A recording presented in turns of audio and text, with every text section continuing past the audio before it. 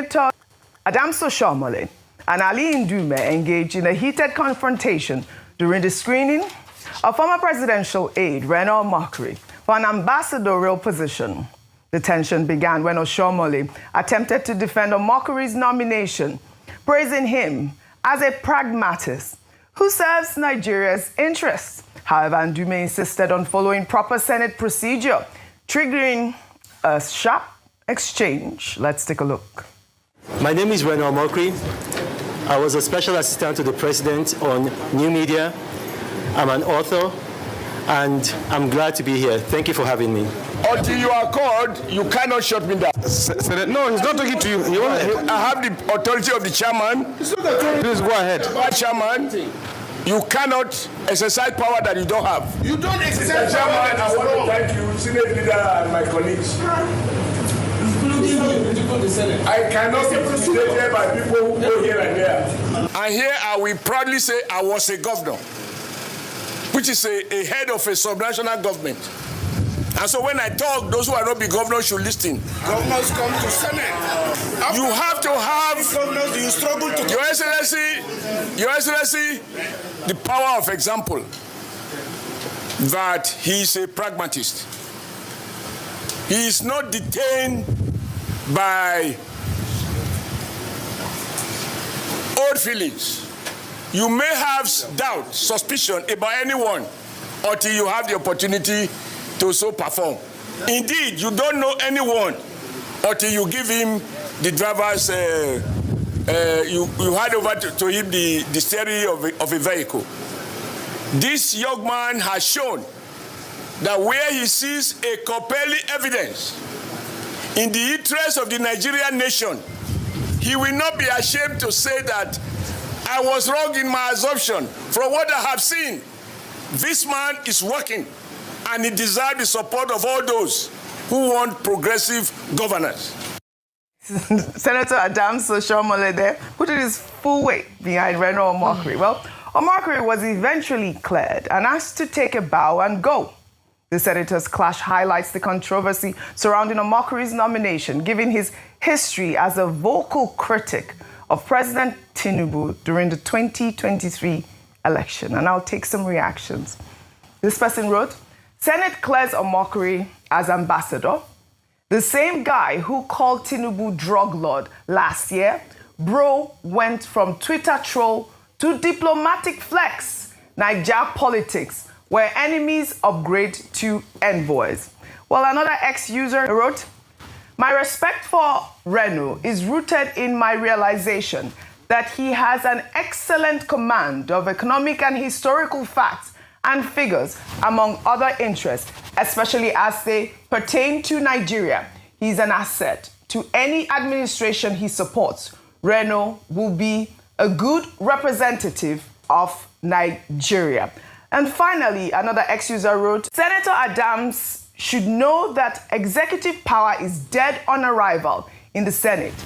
The I was a former governor statement is nothing but political intimidation. And as expected, none of the senators bought it. He should do better next time. Nigerians are always watching. You know, that rancor was quite loud, right? And I'll take this final ex-user, H0t, who wrote on X, they wrote, they can't even listen to themselves. They don't ever allow each other conclude. How can these people listen to the plight of an ordinary Nigerian, always eager to flex power, even against each other? It was quite a rowdy session. Before I come to you, I'd also like your thoughts on Reno Omokri, you know, being cleared, and of course the kind of eruption that occurred in Senate. Meanwhile, the Senate Committee on Foreign Affairs granted the take a bow and go privilege to several female ambassadorial nominees, including former Senator Grace Bent and former Oyo First Lady Florence Ajimobi. The screening, which entered its second day on Thursday, saw the female ambassadorial nominees asked to simply introduce themselves and exit without rigorous questioning. Let's take a look. My name is Fatima Florence Ajimobi, wife of late Senator Abiola Ajimobi from Oyo State. I appear before... Finish. We all know you. Finish. Thank you. My name is Erelu Angela Ayodele Adebayo. Thank you. My name is Oluwajimika Ayotunwa Olumilua, the wife of the former governor of old Ondo State, Evangelist Bamidele Ishola Olumilua. Senator Professor Nora Ladi Dadut of the 9th Assembly. And I am glad to be here from Plateau State. 9th Assembly, take a bow and go. All right, take a bow and go. But you know, Senate Leader Okoyemi Bamidele defended the bow and go procedure, saying that it applies to individuals with established and verifiable records of service, adding that, you know, their legislative history and public profile are already well known to lawmakers. The inclusion of accomplished women in Nigeria's diplomatic corps represents an important step towards gender balance in foreign service. President Tinubu's ambassadorial list includes 10 women, 4 on the career diplomats list, and 6 as non-career diplomats. I mean, those women, you know, they were quite heavy. Their profile, former governors' wives. Of course, we also saw the first, you know, Senate leader from the North. I think it's Grace Bent as well. Your thoughts? Okay, so I think they deprived Nigerians of an opportunity to listen to people who would go on to represent the country in the foreign missions. I'd said you earlier, mean with the bow and go? With the bow and go, yes. And I'd call them, you know, all people that they're allowed to bow and go. Bow and go, Senate, take a bow, Senate. And the explanation that Senate Leader Okoyemi Bamidele gave is a departure from what the President of the Senate, Akpabio, said when there was a suggestion for the Minister of Defense to bow and go. He said that it was such an important role. So it wasn't because his public records his records were not in the public, or we didn't know what his antecedents or his experience was. It was the fact that Nigerians deserved to ask questions based on the specific new role they were about to take. With the women, I appreciate and admire most, if not all, of the women who have been nominated. And that's why I wish that Nigerians also got the opportunity to listen to their ideas, to have an opportunity to encounter their brilliance. And we were robbed of that again because they said, oh, take a bow and go. Whilst it looks like a nice way to support all women, but I do think that sometimes it undermines the intellectual capacity and the experiences of women, because sometimes what it then means is that you feel like a woman got her position because she's a woman, or they just allowed her to have an easy way out. And so whilst I like the fact that we're able to recognize the point of how much contribution they have made, I feel like they came. Imagine if you have prepared, you read all night, you've done your homework, and you come and they just say bow and go. If it were me, I would find it particularly insulting. I felt like they came to that table with an opportunity to show Nigerians that they're not just there as a token, but because they deserve that position. And I don't think there's any woman there who doesn't. Now, going to Omokri. Based on the backlash following his nomination, if there was anybody else, there were a few names that specifically ought to have been asked questions, especially because a number of Nigerians, thought leaders, had presented opinions around their candidature or around their nomination. One is Reno Omokri. The other, Professor Yakubu, former INEC chairman. The other, Chief Femi Fani-Kayode. What would it have taken these senators to have asked them questions around some of the misgivings of Nigerians, just again to reassure Nigerians that they are doing their work? And that's why I support, in some quarters, some people say that it's almost like a slap on the face of Nigerians. We don't care what you think or not. We have made up our minds, and the backlash doesn't matter. Now, the senators are there on the mandate of the people who elected them, on the members of their senatorial district. They deserve an answer. For as many as has raised their voices to ask questions around the integrity of the person, around their personal, personal allegations of even domestic violence. These are people that are going to go out to foreign missions and represent, carry on their shoulders the weight of the reputation of an entire nation. And I believe that where we thought the senators would save the day, following the president's controversial nomination list, they fell flat on their face, and it's quite a disappointment. Yes, Rufai, you had something to say about it. So, you see, my fear is the mockery we've become as a nation and the mockery of democracy. She talked about Reno Omokri, and you are talking about mockery. I'm talking about the mockery of democracy, and I'm going to elucidate with some empirical facts. Okay.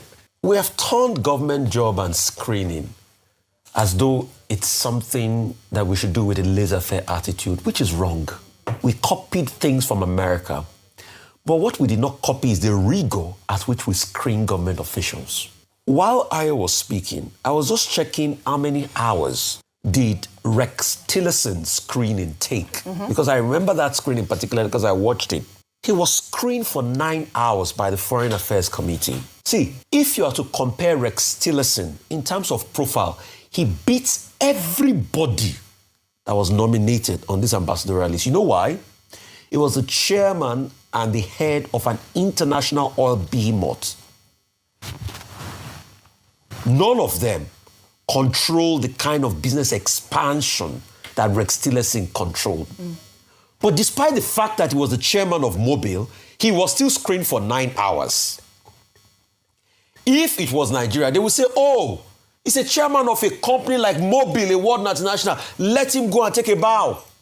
But we use because of the personality of people and say, let them take a bow, which is wrong in the first place.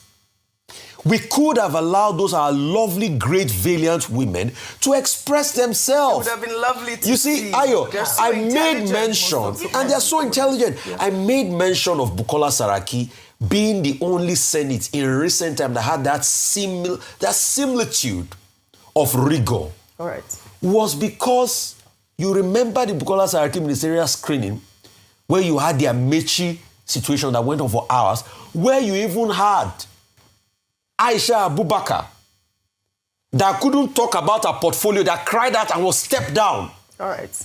She was a woman. So what happened to us? So some will say, okay, Bukola Saraki had his own squabbles with Buhari government and all of that. He was fighting for political survival and all of that. But it is shocking. That's why I say it's a mockery of democracy. Mockery of democracy. The way we now take critical national positions, the screen of critical national solution as joke and laissez-faire. And for the likes of Mr. Ndume and what's it called? Adam Soshomole. We didn't buy the script. It was a script. We didn't buy it. Okay. It was not needed. Dr. Abati, only 30 seconds because we have discussed this at length. You wanted to make a point. No, I have different points to make. Yeah. The first is that Baron de Montesquieu, 1748, in the spirit of law, propounded the theory of the separation of powers. This National Assembly does not seem to convince us at all that it understands that principle. At all. Two, I align myself with the idea that nobody should be asked to take a bow and go. Yeah. Because Nigerians have been raising concerns, and those concerns should have been addressed. Emmanuel, the man from Ekiti State, he was asked to even name the 3 senators representing him. He could only name 2 of them. So why is his own an exception? Number 3, you made the statement that these are distinguished women, competent women. I don't know that. You don't become a distinguished and a competent woman and worthy of ambassadorial designate so because you were a veteran in the bedroom. Because so are you doubting?